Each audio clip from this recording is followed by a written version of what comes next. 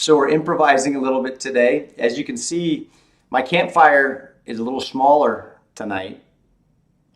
Here it is. I'm here in a hotel. We flew into Denver, and we're just having the greatest time. We went out to dinner together, Chelsea and me, and we met up with my daughter and her fiance. And I wanted to make sure that I didn't miss tonight with you, day 7 for the Love Dare. You know, I'm so excited about a number of things. Number one, this dare that we're going to do tonight is so exciting. It's so transformative in my mind if you stick with me on this. I want to also just point out how excited I am that people are catching the concept of revival and putting their hope and their trust in God to revive their marriage and to revive the community. They get the idea that all of this has to start at the grassroots. It has to begin in our homes, and we must rely on the power of God. And people are getting the concept that this really is going back to the roots of what made this country so great in the first place. Many of you have already got the American Covenant book, but you know, my dream, my vision for what we're doing together, I got to relight my campfire here. I think I blew it out. I got so excited. Is that I want to see fire pits in the backyards and the front yards of people's homes, in parking lots and church parking lots, backyards, all across the nation, in every home, in every church, in every county, and every state across this country, as symbols to gather people for the purposes of revival. And I want you to teach these things that we've been learning to your family and to your friends. I want to sort of model for you what you can be doing in your own community. You can be a force multiplier. You can be one who spreads this little tiny fire that started in Southern California all across the nation, and it starts in your community and in your neighborhood. And so I'm so excited that you've got a hold of this. If you haven't already, you can get it. You can get it many places on the internet. I've also got it conveniently available for you at my website. And you can just go through it like I'm going through it. You can ask the discussion questions like I've been asking to people around your campfire. Make some food, make it a good time, and people will come. They will hear about what you're doing, and the campfire will spread. And there is nothing that can stop it when a move of God begins to sweep over a land. And I am seeing it, and I'm so excited. Thank you for putting your whole heart into this. All right, let's change up the mood a little bit, and let's talk a little bit about love. Anybody tell me what this song is? Name that tune and how many notes? When you're down. You know what that is? JT, you've got a friend. You know, I'm here with my best friend tonight. I'm in a really nice hotel. We're just outside of Denver. And you know, as I was going through the Love Dare here, I figured I could maybe even add something between day 6 and day 7. And that sometimes love, we talked about love is patient, love is kind, love is not rude, love is not irritating, it's not irritable. Sometimes love changes hotel reservations. I just got to tell you the story. So my wife is just so easygoing. She's just so flexible. Chelsea is so low maintenance. I mean, we could stay in a tent. We could just have, popcorn for dinner. And Chelsea is just the easiest going person in the world. And yet, Mrs. Cameron was just not quite happy with the hotel accommodations this evening. And so sometimes love changes hotel reservations. And that's what happens when love takes over. Doesn't get irritated. Love changes hotel reservations. All right, time to get into day 7. I hope I didn't just get myself in trouble. All right, where are my glasses? By the way, how's it going? How have the first 5-6 days going? Are you been writing down your journal, your notes, and what's been going on? I hope so. You're going to love it when we're through with this to look back on this. And by the way, don't worry if your spouse is not doing this with you. I know some of you have been commenting, and I've been reading that, oh, my husband would never do this, or my husband would think that an alien has possessed me if I ever said those things or did those things, or my husband would just wonder what in the world's wrong.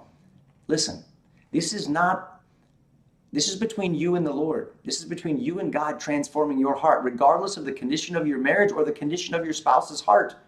And if you're thinking about getting married in the future, this is a wonderful way to lay a foundation so that when you meet Mr. Right or Mrs. Right, you're already going to be working on being Mrs. Right or Mr. Right, because you understand what love is, what love does. You understand who love is and how he can work through you. All right, here's day 7, and this is so good, so well written. I got to read this to you because it paints such a great picture. Okay, listen to this. 1 Corinthians chapter 13 says, love believes all things and hopes all things. Love believes the best in somebody. I want you to picture this, okay? We're going to do theater of the mind right now. In the deep and private corridors of your heart, there is a room, and it's called the Appreciation Room. It's a great room.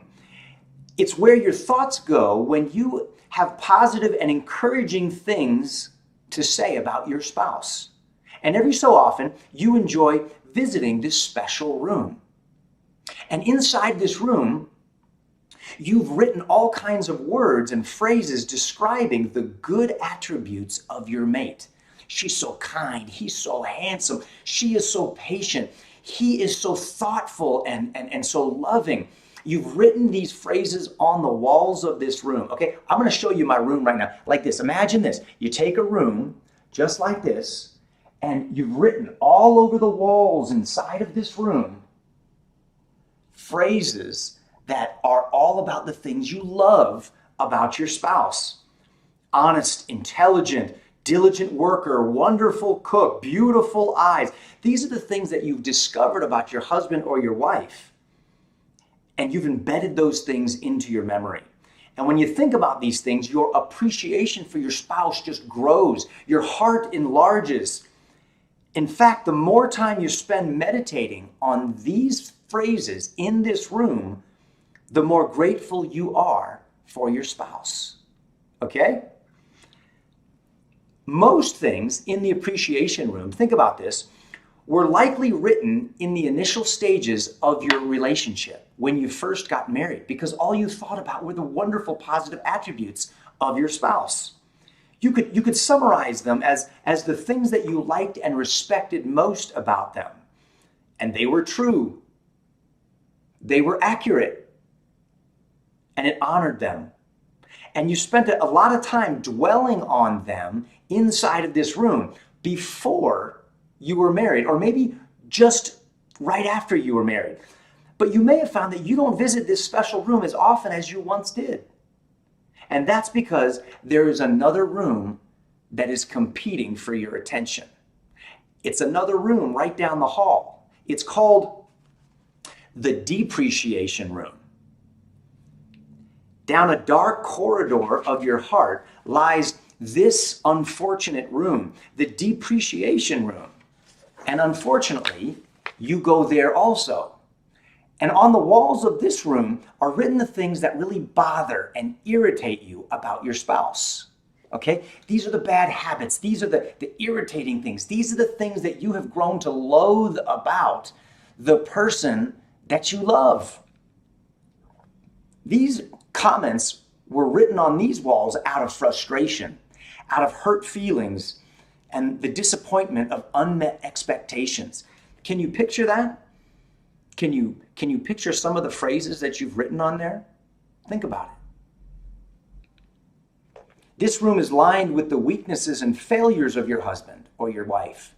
Their bad habits, their hurtful words, their poor decisions. And think about this, they're written in huge letters from floor to ceiling, all the way across the room from wall to wall.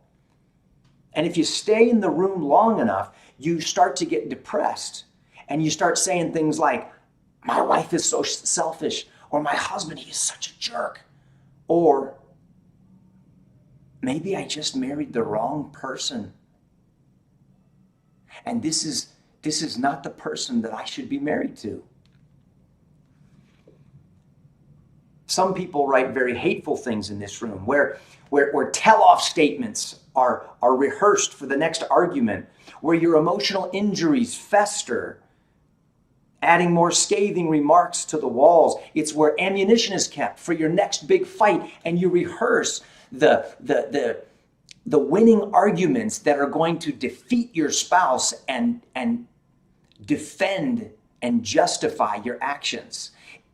And you know what else is in this depreciation room? Is a whole staff of marriage wreckers. And they come out of the closets and they start to say things to you like, you're right, she's so wrong. Or he is so off base, he doesn't have a leg to stand on. And you'll find that your inner defense attorney will begin defending you and begin pointing to these phrases on the wall to remind you of all the things you don't like about them. And then you've got your inner pity party planners who will start to throw a pity party for you. And you start to enjoy this pity party that you join in on for yourself because you've been wrongly accused. And you got that on the wall too. Falsely accuses me. This is a bad room to spend time in. It kills marriages. Divorces are plotted out in this room. Violent plans are schemed in this room. And the more time you spend in this place, the more your heart will begin to devalue your spouse. And it begins the moment you walk in that door, and you have a choice to walk inside and have your care for your spouse lessen moment by moment. So now, here's the great part.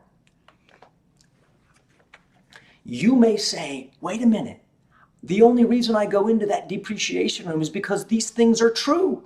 They do these things. Okay, that's part of the sad condition of human beings. We're all sinful, right? I am. It is so easy for me to think of the depreciation room that my wife may have in the corridor of her heart. And if I were to think about that room and what could she have written on the wall, it would be for me to think that there's not much written on the walls. Because it's easy for us to minimize the bad things that we do, but it's easy for us to hold a magnifying glass up to the bad things that our spouse does. And we have a whole room filled with depreciating phrases for our spouse. We've all got a problem with selfishness. We've all got work to do. We all need a divine rescue, and we need to remember that we're all works in progress, and without God's help, we don't deserve anything good from God or from our spouse. So here's the issue. Love knows about the depreciation room, right? Love doesn't act like the depreciation room doesn't exist and that there are some true things written on those walls, but love chooses not to go in that room. Love chooses instead to walk down the hall and enter the other room, the appreciation room.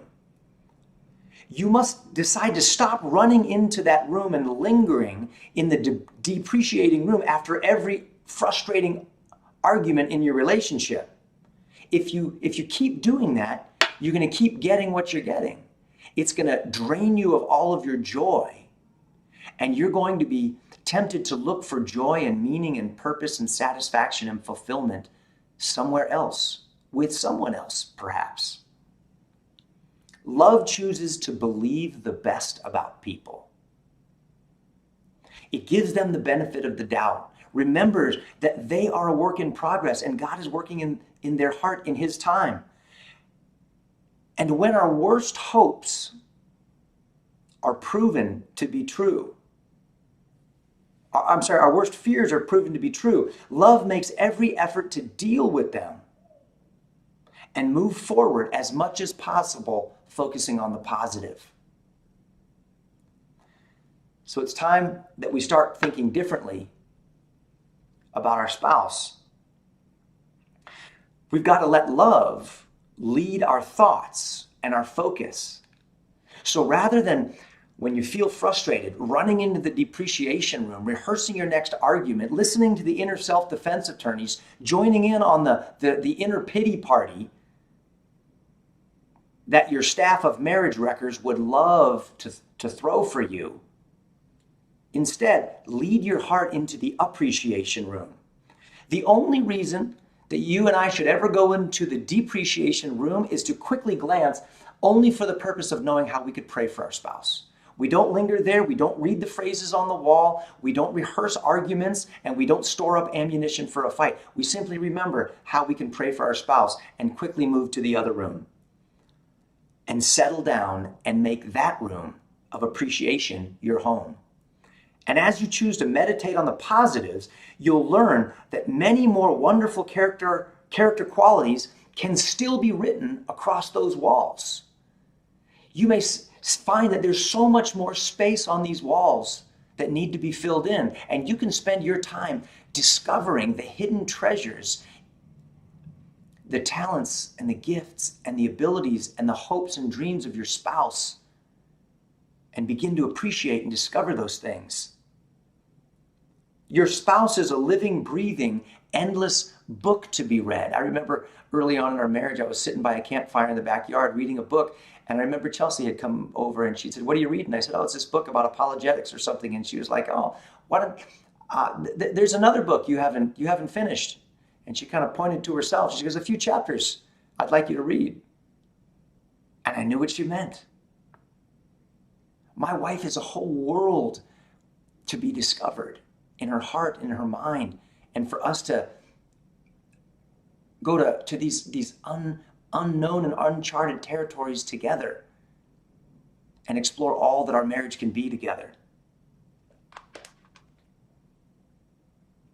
You must develop the habit of reining in your negative thoughts and focusing on the positive things about your spouse. This is a crucial step as you learn to lead your heart to truly love your spouse.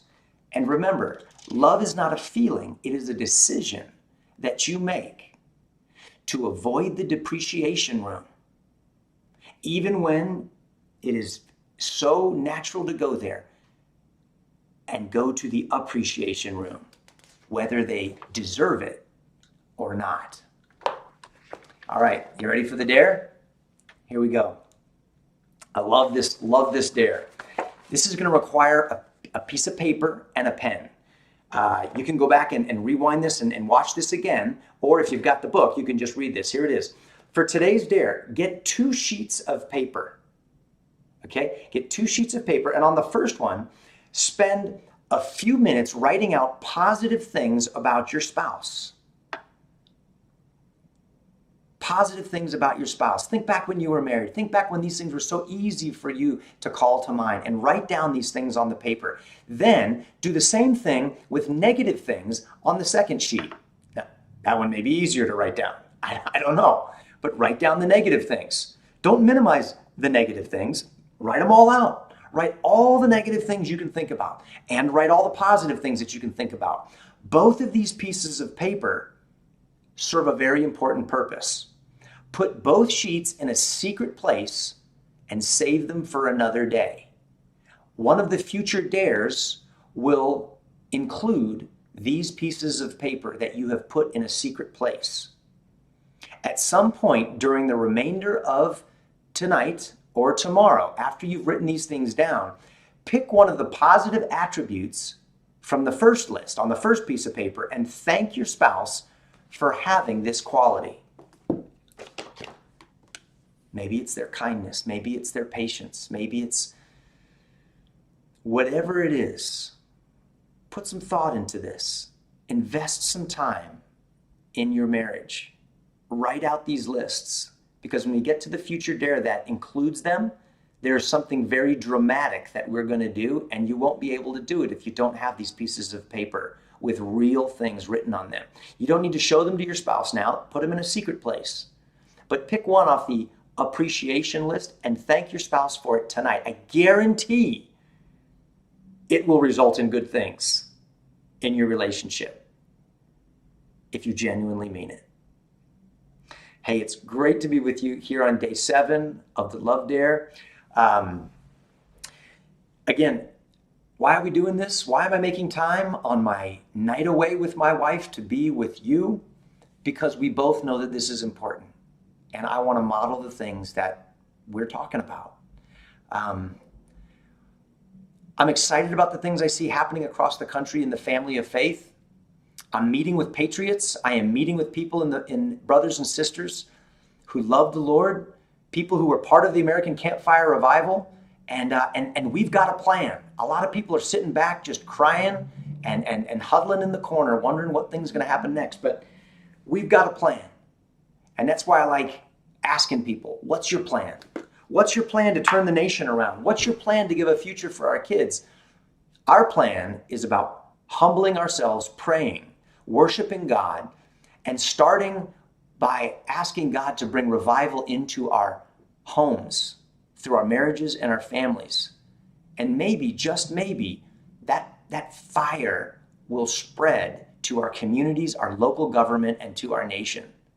And we'll see God perform a miracle as we are his agents of restoration in our country. Look forward to seeing you guys tomorrow for day 8. Again, make sure you've got your love dare if you don't have it already. We've been shipping many of them out to you, along with all kinds of other great stuff. If you want to get some of that, you can get it at my website. So I hope you have a great night. With this little candle and a little James Taylor, I know I will.